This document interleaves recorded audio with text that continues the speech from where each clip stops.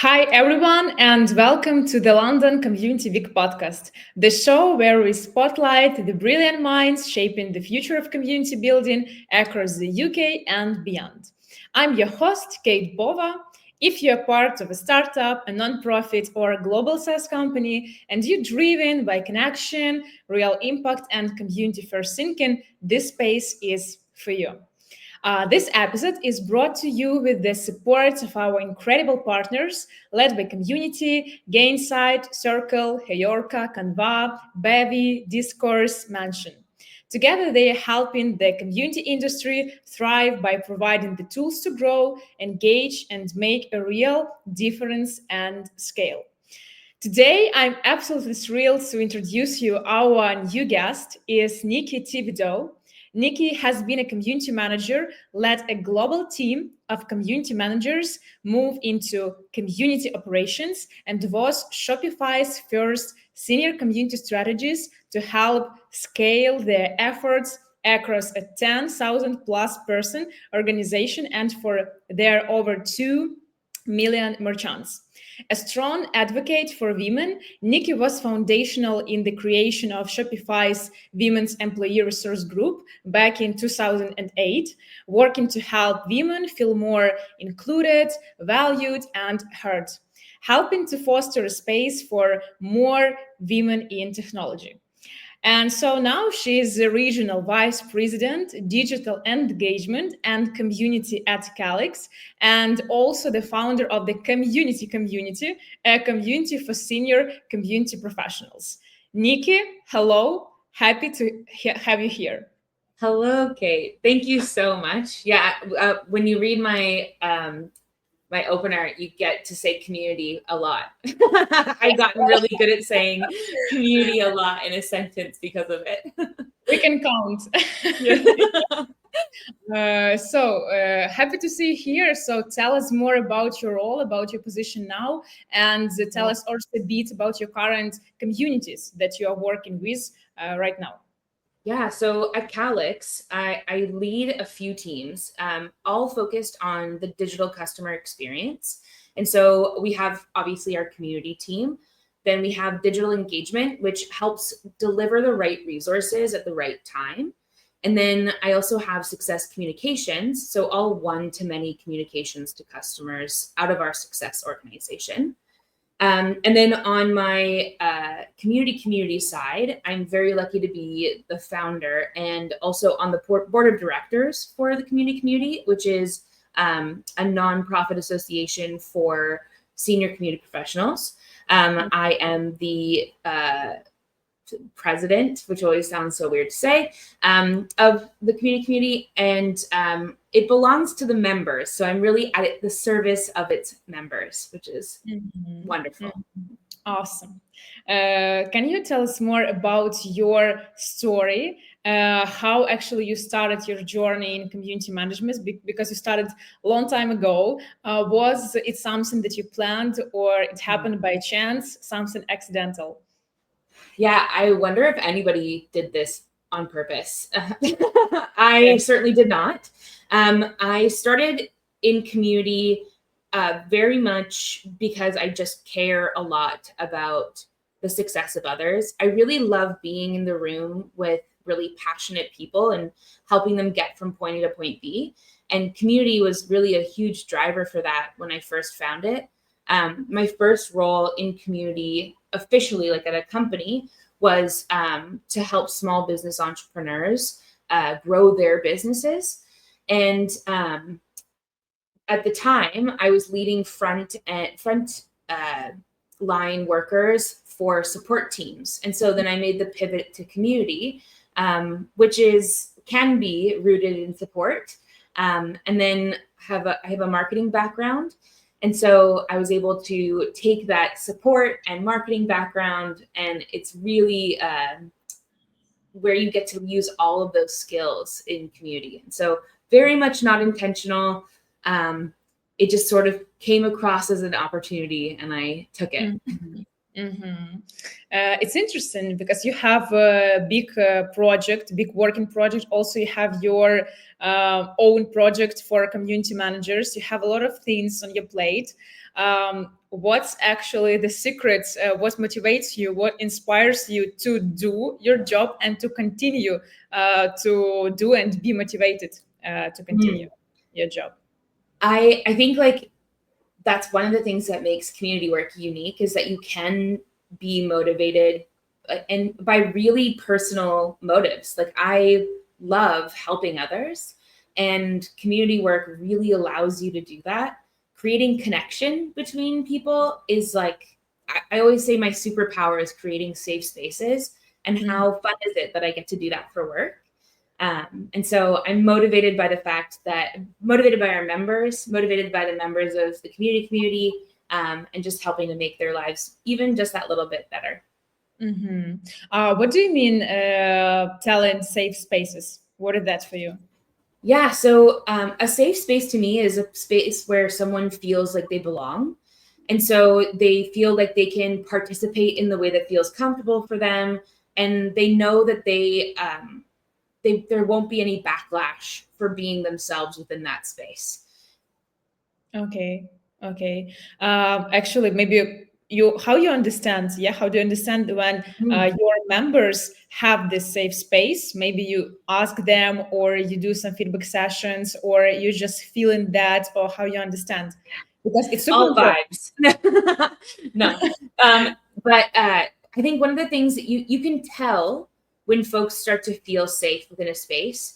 When I first got to Calix, I was brought in because the community was rather spicy, let's say. There was a lot of folks who were unhappy with the company and vocalizing that within the space. One of the things that I say all the time about that is that it was so nice. They knew that was a safe space. So I didn't have to come in and create it. It already existed. They knew that they were going to be able to say, to tell us that they were displeased. And there was not going to be any backlash for that. That's that doesn't always exist within that customer to company relationship. And so for me, it's really, you can tell once you have someone tell you a bad comment. Or one of my favorite things happened yesterday in the community. There is a rule in the community that we actually deactivate someone who hasn't had any activity in the last 90 days. That's because one of our pillars is that we want our community members to grow together. It's that together piece that requires a little bit of activity. But one of our members asked a question about whether or not we were too relaxed on the rules of what it meant to be active in the community. So right now, if you emoji react on a post, it means that you have one active point, and then you won't be removed in that 90 days. But someone was saying, should we require more? And the discussion that occurred within the community was people who had opposing views to each other, but like very uh, collaboratively talking about why they had their viewpoint. And that's when I know I've done my job. I've done my job of creating a safe Okay. space because these people came to the space with their opinions or their feelings of what they would like to see. And they're communicating with each other, even though there are opposing views to one another. What I hear also is to be you're creating space where you can be open, yeah, Yes. where you can be yourself actually, and I think it's a big challenge for every community manager, and it's a big journey because when you are just touching new product, new community around brand, or for community professionals, of course, for everyone is the same thing. It's something new, and you're afraid, you don't understand rules, you don't feel the atmosphere, other people. And what you're talking about, I think it's a big challenge for every community managers. I don't know Absolutely. your topic in London. You will tell me now, and maybe you will you will tell about this also, because it's super important thing. So actually, yeah, London Week is coming up soon, and can you share with us your topic and why do you think it's important now to tell more about your topic? Yes. So I didn't make this up, but it is the 3 levels of community strategy is what I'll be talking about.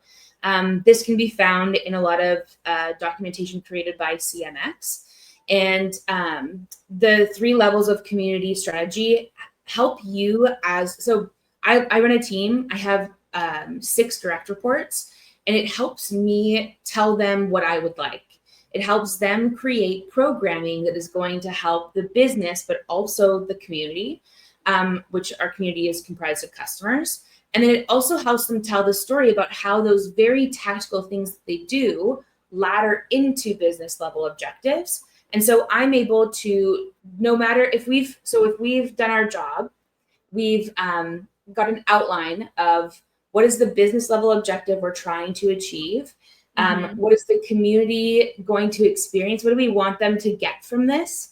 And then the tactical, like what's the specific initiative or improvement that we're going to do? And so then you can build a story. So no matter who I'm talking to, whether it is the chief customer officer or it is the digital engagement strategist on my team, we can have a conversation about either the tactical level but they can understand the business level. Or if I'm talking to the C-suite, I'm talking to them about the business level, and I can briefly mention something about the tactical level, like the thing that we're going to do. And it's just such a great way to structure your programs. And I'm really excited to dive more into it in London. Wow. So it will be more about programs inside communities, different programs, or it will be more like general big strategy for every community that you're working with. So it's actually a mixture of all of that. So Okay. we'll talk about how you think about the big strategy, the company's strategy, or your community's goals, alongside your programs and tactics that you build. Yeah. Can you share with us some main key like takeaways of this speech of your topic? Maybe some like bullet points, first, second, third, like the main things that you hope that audience will leave with after your topic. Yes. So I hope that they'll understand the 3 levels of community strategy, that they will go back to their programs and create that structure, and that they will be able to better tell how their programs level into bigger business objectives. Yeah, you mentioned a bit about business objectives and about strategy and about these different levels, but how also you connecting business goals and community impact, how you can measure the impact from community to business and to understand that we really reach these goals and these objectives. Exactly. It's so important. There's community professionals are no longer, in my opinion, just like a straight shot community professional. I think we are customer experience professionals, and that can be across multiple different avenues, whether it is an online community forum, whether it's through events, whether it's on social media. I think is something that's starting to creep into the purview of community, or whether you're in marketing. Like there's a lot of I think community is a tool that you can use to reach those business level objectives. But maybe you can share your like not life hacks, but how you measure the business. Okay. Yeah. So what we look at is we want to affect. So at Calix, we have a customer health score against the product. So how much do they use the product? Are they healthy within the zone that we've created, or do they maybe need some help and enablement? We look at how we affect that health score. And so when we run a program, say, because on the community, we have resources for folks to self-serve, obviously. And we will specifically target accounts that have a low health score within a product. And we can serve them up either, we have Pendo, which is a tool that goes over top of our community, and we can serve up guides to help enable folks with our resources to achieve their goals. And so we can take a look and see, of the people we've targeted, have they use the product more? Is there more product adoption? Are they healthier on the product itself? And so that's one of the main drivers that we look at. But we also have what we call our 4 buckets. We take a look at engagement, and engagement should lead to case deflection, product adoption, and renewals. So that's our 4 buckets, and we ladder all of our projects into those 4 buckets. Wow, so, super valuable. Do you measure something else, like engagement, and maybe something else, maybe some other metrics, like high priority metrics? That's a good question. I think like one of the things that I think people get caught up into is only looking at one metric over time and kind of basing a lot off of that one metric. I have a hot take that you should be really flexible in what you're measuring, because we have those 4 hard metrics. We are looking at engagement, case deflection, product adoption, and renewals. And there are going to be metrics that inform whether or not we are achieving, increased engagement, increased product adoption, increased self-service. And so you're going to have something within each of those. But one of the things that you can have a hypothesis about is that if you have more to what we call active customers on the community, and active for us is like has been here once in the last 90 days. Our hypothesis is that the more active you are in the community, the more you are self-helping, the more you are connecting with peers, the healthier you'll be on the product. We haven't yet cracked that measurement, but what we can do in the interim while we are connecting community usage to product health, we can start to measure our hypothesis, which is increasing the number of customers who come to the community every 90 days. And so that's something that we look at. But if that number goes down and the product's health maintains, I'm not mad at that, because I don't think that you should be trying to get engagement for engagement's sake or logins for logins sake. I think what you really want to do is understand, what is my end goal? Is that end goal happening? Is that happening with less people logging into the community? Okay, then they didn't need it this quarter, and that's okay. So that's one of the things that I find that people really get hung up on, and especially C-suite and executives, they want that one consistent number, like member growth. But I think like if I can change the minds of all executives, the one thing I'd want is that we start to be held accountable for things like that self-service metric, product adoption, et cetera. I think like there's a lot more of a story to be told there than if you're looking at one individual metric that can fluctuate over time. So yes, I did not give you a direct answer, and I did that on purpose, and I'm sorry. Yeah, it's okay, because I agree that every community has a lot of different metrics, and it's not the magic list of metrics for every business, of course, no. And 100% here. And when you're working with strategies, with different programs, with communities, do you have maybe your favorite tools or instruments or some practices that you are following in your job, or instrument that you are using day by day in your work? Yeah, one of my favorite things right now is Pendo. And it's because I came from a company that we don't have a lot of flexibility with our community platform.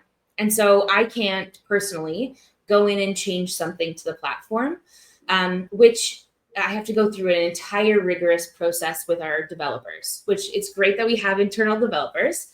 Some people don't even have that. So I am blessed there. But we can't make quick edits to the community and reflect real-time needs. However, we have Pendo, which is overlaid on the community. And Pendo just released a few months ago an embed feature. So Pendo used to be like a pop-up that you could have come up on a user's screen that interrupted their flow. And those are only useful every so often. You don't want to be always interrupting your customer's journey. And so now with Pendo Embed, we can embed into the page or replace some of the CSS on a page. So it's like we're making those live edits, but to the end user, it looks like it's just one with the page. And so we can do customer enablement on certain pages. We can take them on journeys that start directly from the page. And so we're not interrupting their experience. There's a higher buy-in when it comes to a customer completing that journey because they opted into it instead of it interrupting their experience and then they opted into it. So that's my favorite go-to tool right now. That I would recommend if you have the ability to onboard another tool and you are in charge of taking your customers on journeys, I highly recommend Pendo. Wow. Yeah, awesome. Thank you for sharing. I think it's working for websites, yeah? Or Yes, that's correct. okay, Yeah. okay. And Nikki, what about trends?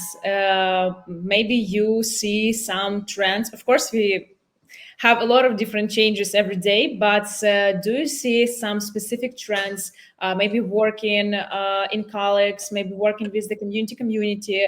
Do you feel some trends in community management, community marketing that we need to pay close attention to?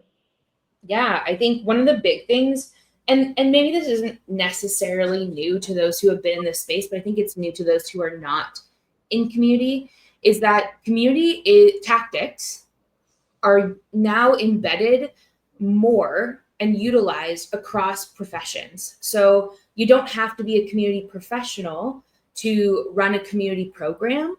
There's a lot more value to a salesperson being enabled to do community tactics than a community professional to try to do sales. I think one of the things that we are seeing more and more and are going to see more and more is that community professionals are your customer experience experts. So we can help with the strategy in terms of how to engage with our customers, but we should be embedded across the entire business because as we know, there can be value within any department, whether it be product, sales, marketing, customer success. You can utilize community tactics to achieve business goals within any of those areas. And so what I'm seeing and what I think we're going to continue to see is that we don't necessarily have a community professional, but we'll have community tactics being deployed across the business within the other verticals. Wow, it's valuable and brilliant point for everyone because you can't do communities somewhere without connection with other departments, without understanding. Because your topic will be about strategy, but strategy Yes. it's on one side, and then it's tactic, and we need to understand step by step what we need to do every Yes. day and every month, and it's important because it's actually what I see sometimes. Some community managers have big strategy and it's something idealistic, and when they are just going through tactics, sometimes it's a bit boring for them because you understand that now you are on the smallest level, not so big amazing strategy, but for this we have this strategy because it's our vision and it's our final point on our map. And yeah, I agree 100%. The tactic is the king also. Yes. Oh yeah. I mean, you can't get anywhere if you're not doing something. You can plan and plan and plan and plan and have the most amount of goals, but it's when you start to build and iterate in a program that you start to actually see the results. And so very important to have those tactics. Yeah, you mentioned all this. I think huge advice for every community manager to have strategy, to have tactics, and just to do some things that you need to see results. Yes. Do you have actually some advices to our audience? Because a lot of guys who are just watching this video also just starting their journey in community management, Yeah. and you have huge experience in this field. So can you share your maybe some inspiring words for them, some advices how to do their job and to live as a community manager? Absolutely. I think one of the biggest things is that when you're working in community, you have to remember you're working with humans, and not two humans aren't the same. So Yeah, what you're going to be doing, you can't take a program from where you've worked before and apply it in the exact same way where you work now. Or you can't, have a conversation with a community professional who works over in this industry and then rip and replace their program into your industry. It's just not going to work that way. And so what you have to do is make a hypothesis and then build, test, and iterate. So you should always be in this cycle of putting something out there with intention. Don't just throw things at the wall, but have an idea, throw something out there, measure whether or not that worked, and then continue iterating on that thing.